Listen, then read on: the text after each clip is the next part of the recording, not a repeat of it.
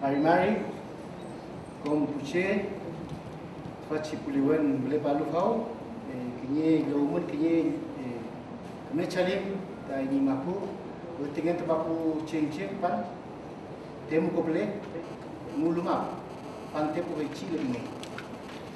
Bueno, recibimos un cariñoso saludo de parte de nuestro pueblo mapuche y de nuestro territorio, donde yo vengo, Teniendo, es mi lugar, es mi espacio, y gracias por este momento. Quisiera partir un poco hablando de que pensando desde nosotros o nosotros pensándolo. Es un pequeño título de la introducción. Quiero partir diciendo que se ha hablado mucho de la importancia de las lenguas, pero a la hora de abordar las lenguas indígenas el panorama no parece tener la misma connotación. Diversos estudios e investigaciones generales no han logrado abordar aspectos realmente cruciales en torno a la importancia vital de las lenguas. Por otro lado, han proliferado los enfoques de corte positivista, estructuralista, en donde prevalece la descomposición de la lengua en sus diferentes aspectos morfológicos, lexical, gramatical, desconsiderando otros aspectos significativos de ellas mismas. En otro sentido, parece ser que existe una relación indisoluble entre conocimiento y lengua, pero esto más bien de las lenguas francesas, anglosajón, latín, hispano, pero nunca de una lengua tucano, quechua, aymara, papuzmul o cualquier otra lengua indígena. Así se ha invisibilizado esta realidad utilizando categorías que menoscaban el estatus de nuestro conocimiento como, entre comillas, saber, saberes, tradiciones, aduciendo parámetros de una lógica eurocéntrica.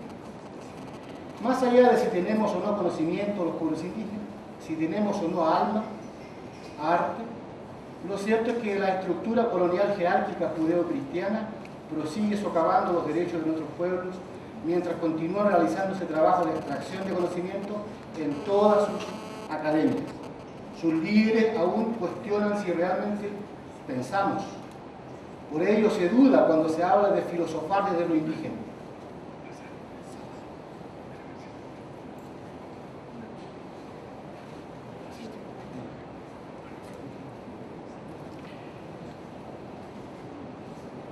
Más aún si hablamos hoy de epistemología indígena.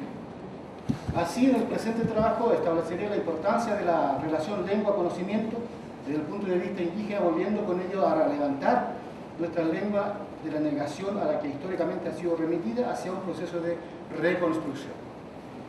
En la actualidad son numerosos los autores, tanto no indígenas como indígenas, que están reclamando un espacio digno, así como haciendo uso objetivo de las instancias de la escritura alfabética, por cierto.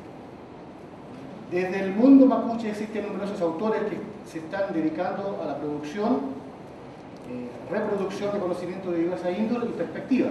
Poesía, historia, literatura, se está hoy reescribiendo, resituando y también así desde diferentes pueblos indígenas de nuestro continente. Por ello quiero hablar de un pueblo en particular y a través de él creo que representaré a muchos ideológicamente hablando. Mi adhesión al mundo mapuche es por mi origen y el ser hablante de la lengua mapuche me ha dado cierta ventaja para hablar desde lo propio. Un ejercicio que muchos también cuestionan porque se les quita el espacio de hablar ellos por nosotros. Todo conocimiento tiene una relación directa o indirecta con algún poder. En este caso es el poder relacionado con la hegemonía colonial eurocéntrica por sobre los demás conocimientos en este continente. El contexto de la lengua indígena.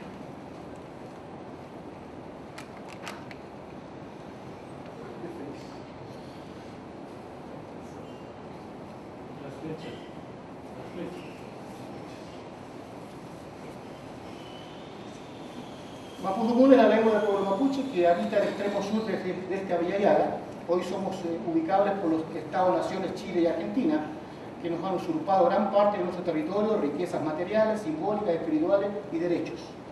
Hablo, pues, desde ese contexto. En el caso del Mapudungun, durante gran parte del siglo XX, se castigaba severamente a los hablantes de esta lengua. A los infantes en las escuelas se les dejaba de rodillas sobre semillas o piedras, como castigo por hablar su lengua. En otros casos se les azotaba con varillas, se les ridiculizaba. se generó un fuerte estereotipo sobre la lengua mapuche, que impedía el aprendizaje, impedía la civilización. O en otros casos se le estigmatizaba relacionándolo con sonidos de animales, la lengua de los chanchos. Si bien este grado de persecución no se denota en la actualidad, sin embargo muchos prejuicios siguen vigentes, como el que no es una lengua y menos un idioma, sino es solo un dialecto, no se puede aprender, no tiene gramática, y aún en la academia los estudiantes al llegar a las universidades vienen con estos preconceptos que deben ser corregidos permanentemente. A menudo se relaciona conocimiento indígena solo al conocimiento del medio ambiente, nombre de especies vegetales, acuáticas, animales y plantas medicinales, topónimos y antropónimos, y un par de cosas más, en su mayoría en el rango de lo exótico. A pesar del escenario en el que nos desenvolvemos, quiero destacar a algunos autores y autoras que vienen trabajando desde una perspectiva diferente, profunda, reflexiva y asertiva acerca del pensamiento, conocimiento y filosofía indígena. Es con ello con quien dialogaré en este trabajo, fundamentalmente con Carlos Leckengton. No sé si lo pronuncio bien, pero ustedes lo conocen. Quien venía desarrollando un trabajo muy interesante con el pueblo maya global en Chiapas, México. Queremos de una u otra manera contribuir desde un punto absolutamente opuesto, geográficamente hablando, a continuar su discusión y conseguir probar su hipótesis, y es que aquí uno de los escenarios desde donde nos situaremos la denominada cosmovisión. Hablando del contexto mapuche, solamente un breve contexto de la lengua.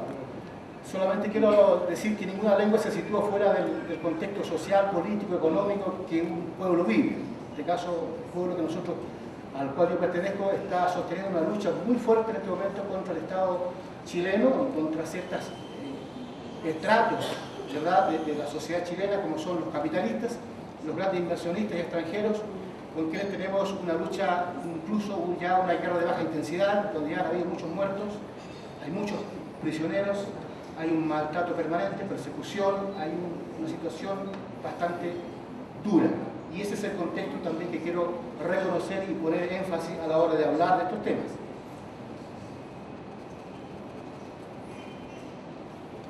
Le he denominado así como un diálogo de extremo a extremo, en el sentido de un pueblo de Chiapas, extremo, ¿cierto?, norte, y hacia un extremo sur, que estamos nosotros los mapuches en la Patagonia.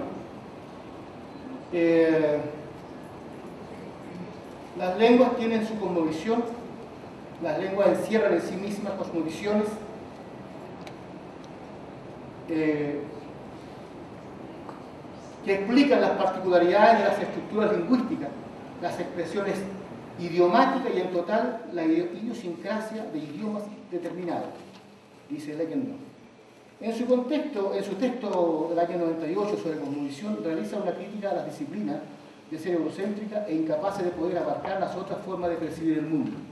En ella también habla de que, sin embargo, la antropología no adolece de esta clase de diálogo entre europeos y lo que dicen los anglosajones, norteamericanos, como si existiese una especie de maridaje, ¿no?, entre el filosofar y Occidente.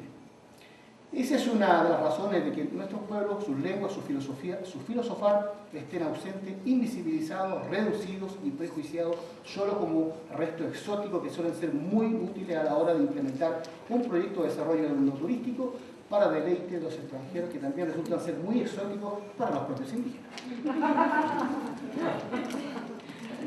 Muchos de los andares de los académicos entre los pueblos indígenas es como un paseo turístico, y todo lo que consume no es más que superficialidad que los propios indígenas quieren mostrar.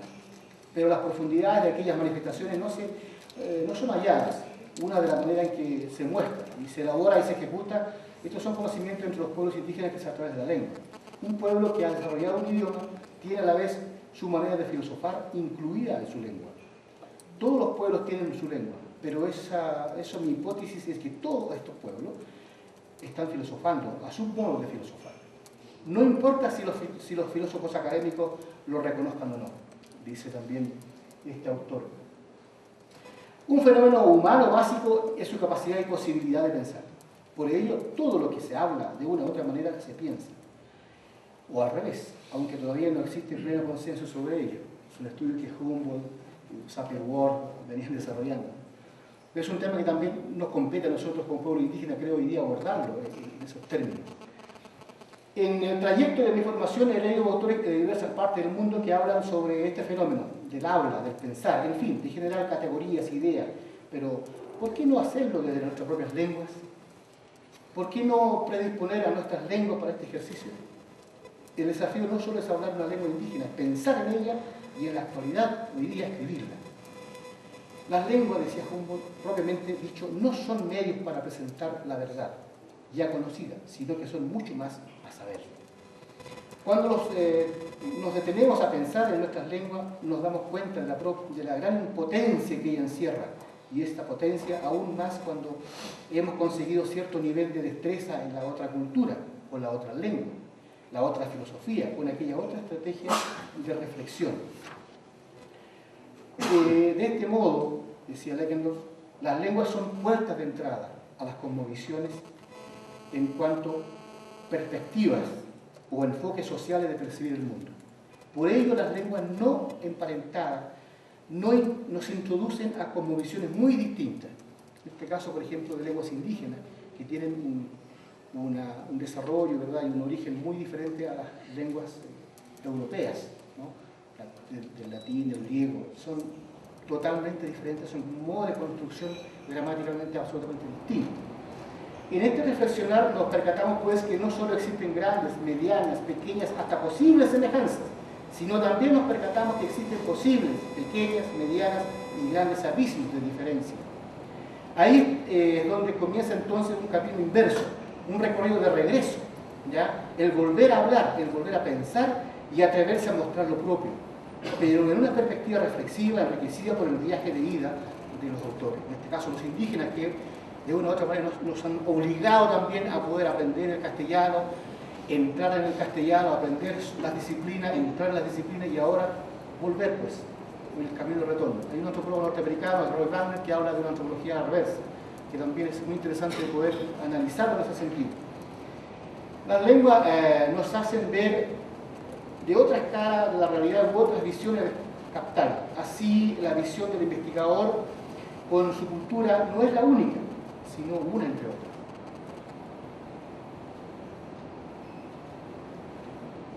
Agencia de las lenguas indígenas. En el proceso de recuperación de las lenguas indígenas, sin embargo, se deben tener en consideración algunos aspectos relevantes de nuestra perspectiva como indígena. Esa toma está un poco de la reconstrucción, lo que significa reconstruir. Es un trabajo colectivo, no es un trabajo de uno, es un trabajo de comunidad, es una minga. Por un lado, hemos sido testigos por años que las lenguas indígenas pueden vehiculizar otros objetivos ajenos absolutamente a nuestros intereses y estrategias como pueblo. Por un lado, es común observar que bajo el título de recuperación, mantención o registro de una lengua indígena, esta finalmente termina sirviendo a intereses exógenos y colonizadores en muchos sentidos. La evangelización es un claro ejemplo de intervención dura en la lengua, en donde se ponen al servicio hablantes de una lengua para terminar traduciendo textos bíblicos, o en el proceso de escolarización, en donde termina siendo una herramienta más para el continuismo del proceso colonial. Nuestro propósito es que las lenguas vuelvan a ser agentes de sus propias lógicas socioculturales y entenderse además desde una perspectiva ontológica de las que hablan sus hablantes. Aunque la palabra es vista como emergiendo de sus dueños, su verdadero origen se ubica más allá del reino de la agencia humana. Es un texto de un antropólogo también británico, que estuvo varios años en Chile y aprendió el Mapudungun, con el cual también hemos establecido algún tipo de diálogo en este aspecto. En los diferentes estudios que se han realizado sobre lenguas indígenas, se observa también una explicación, una teoría intrapueblo que amerita ser conocida para entender los objetivos del hablar que cada pueblo tiene. Y ahí también me quisiera detener en el sentido de que para los pueblos indígenas el hablar tiene una explicación, hay una teoría al respecto, existe una noción. Y ahí también donde se habla del peligro de la lengua, también quiero hablar un poco más adelante sobre este mismo trabajo. La idea o propuesta que queremos elucidar es que los agentes de los pueblos indígenas pueden generar un trabajo propio en donde puedan profundizar en el aprendizaje de sus lenguas, al igual como se estudia un tratado o un discurso explicativo, en donde la lengua puede ser el centro de reflexión de los hablantes. Al mismo tiempo, incentivar a aquellos que investigan un determinado pueblo indígena a realizar una inmersión más profunda, más allá de los tiempos de una determinada bolsa de estudio o lo que la academia hoy día está cada vez más restringiendo el tiempo de trabajo de investigación. Evidentemente, este requerimiento trasciende todo requerimiento académico actual. En el presente artículo me voy a referir al caso mapuche acerca de la relación entre lengua y conocimiento, intentando dialogar con el autor de los tojos globales. El acontecimiento, la acción, la idea convertida en habla, el mapudungun es un mundo muchi.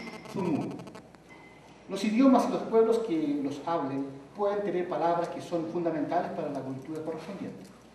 Determinan la textura del hablar, pensar y actuar. A la vez la explican.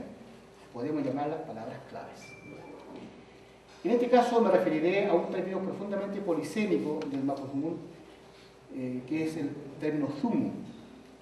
Zumu nos llevará a entender también el significado del zumun, es decir, la concepción mapuche del lenguaje y del habla. Para comenzar, zumu es un término polisémico que nos ofrece múltiples posibilidades de entenderlo.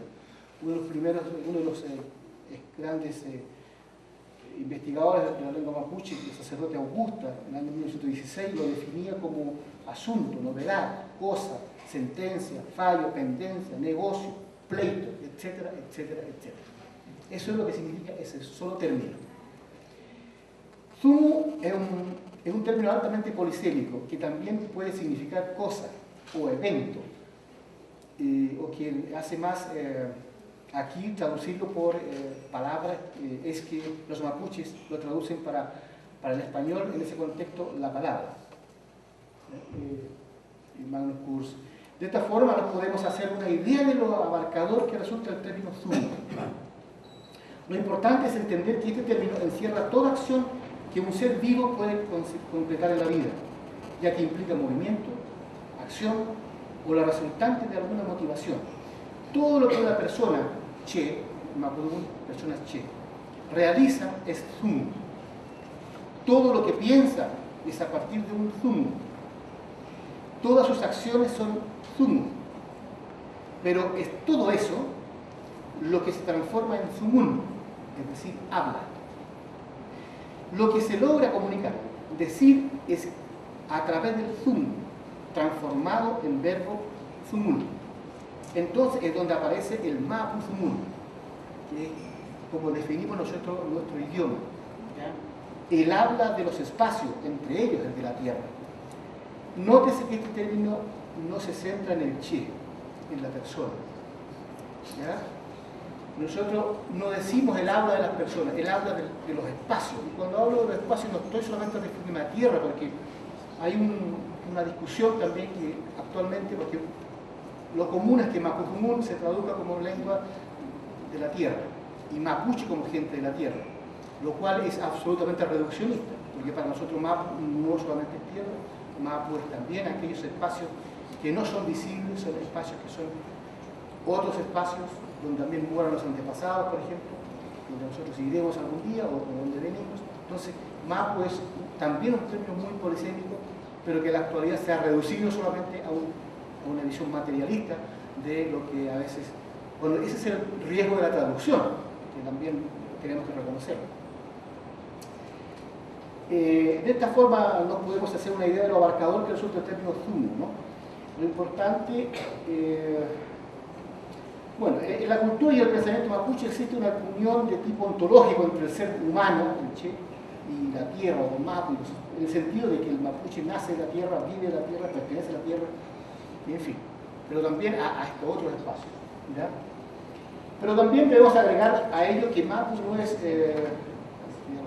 zumu entonces ha de ser nuestra palabra clave para movernos en el mundo. Nosotros los che, las personas, portadores del mundo y por lo tanto de zumu, en ese sentido zumu que nos hará conocido entre nuestros pares, porque dirán, Feichi zumu niei gati. Siempre los ancianos dicen Feichi zumu. Te puedo identificar con tu zumu, porque el zumu es lo que tú haces en tu cotidianidad. La vida de cada uno, su especialidad, su trabajo, sus inclinaciones, sus deseos, sus emociones, sus taras, es su zumu, y eso lo hace ser persona. Y en ese sentido,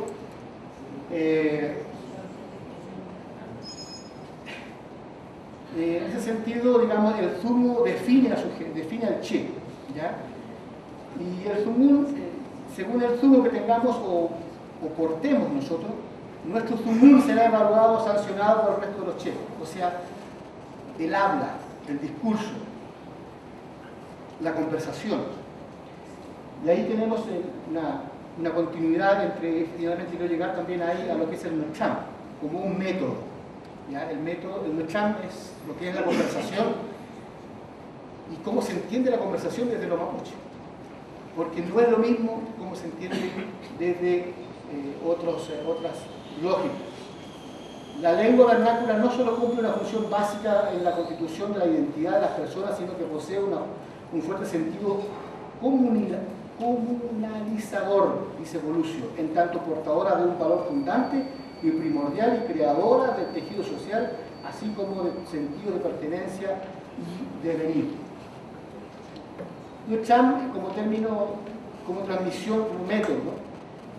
Aquí yo quiero hablar de conocimiento mapuche y dejar también clara mi posición frente a ese tema, que nosotros hace tiempo ya resolvimos políticamente también poder no hablar de saberes ni de saber, porque es también una construcción bastante hegemónica y muy discriminadora.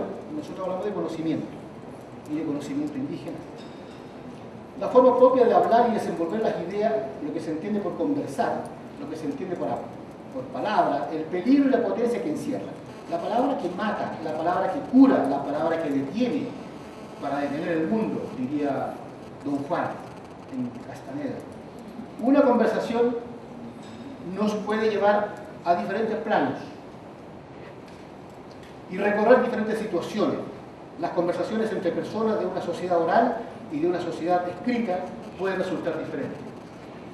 Tener otras connotaciones, ya que la palabra oral contiene la posibilidad de relacionamiento y es el medio de comunicación por excelencia.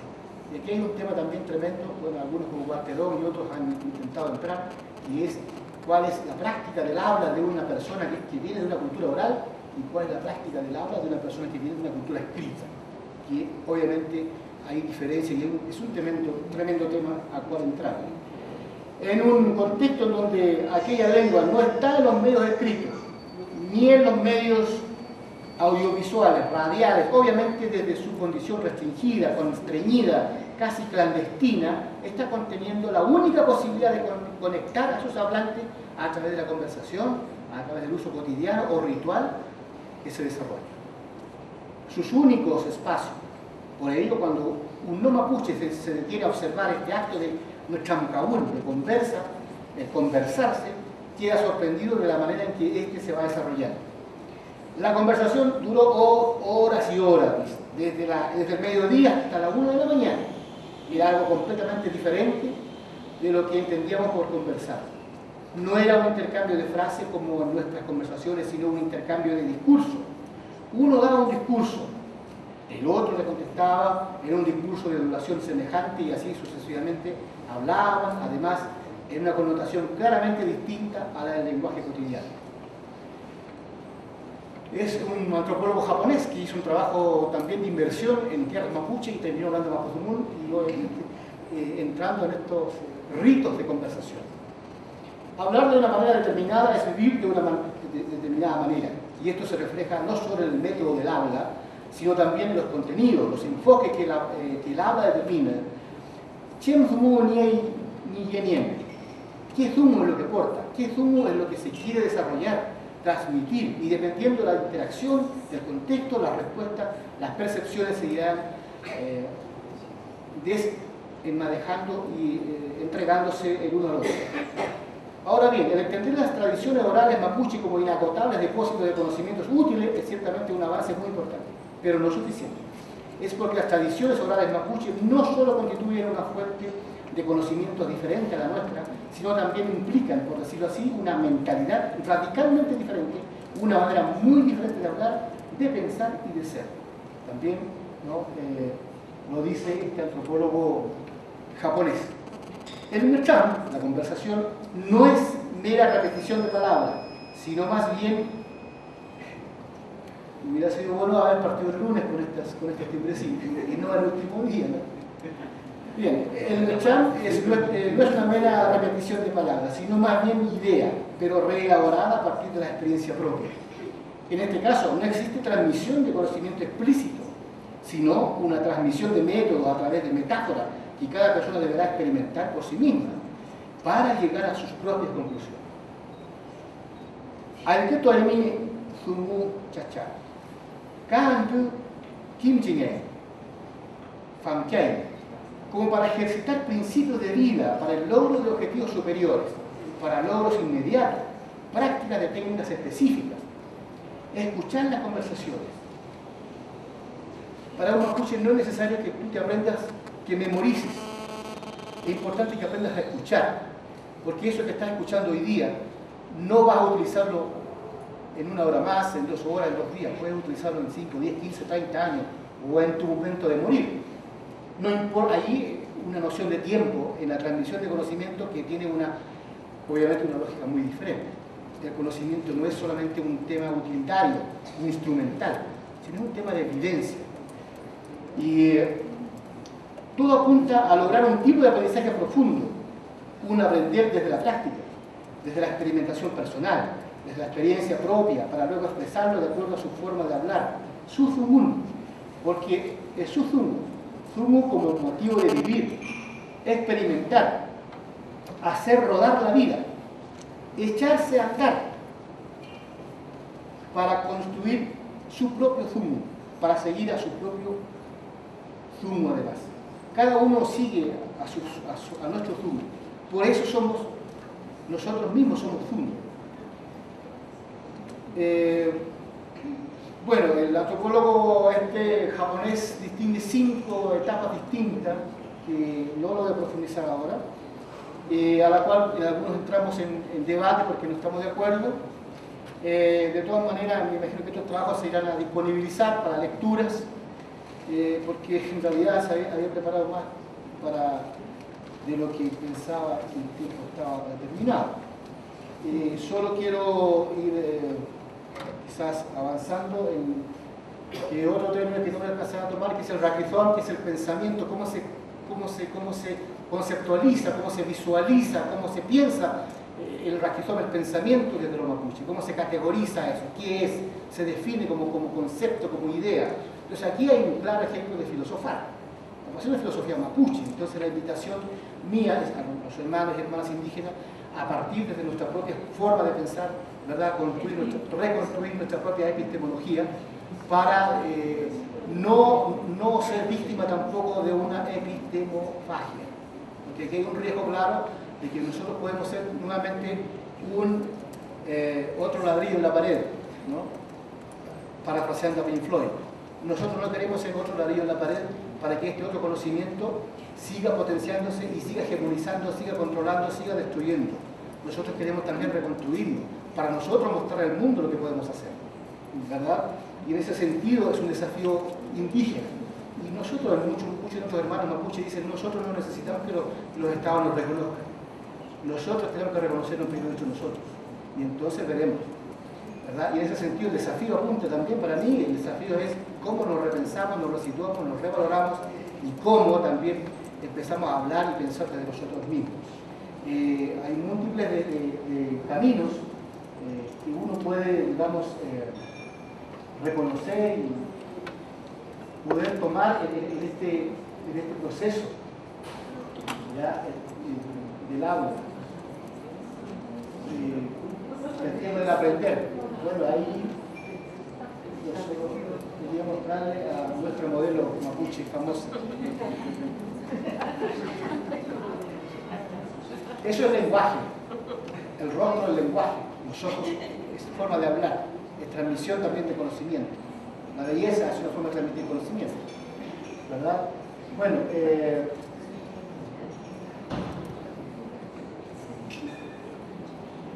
mis hermanas, se las presento.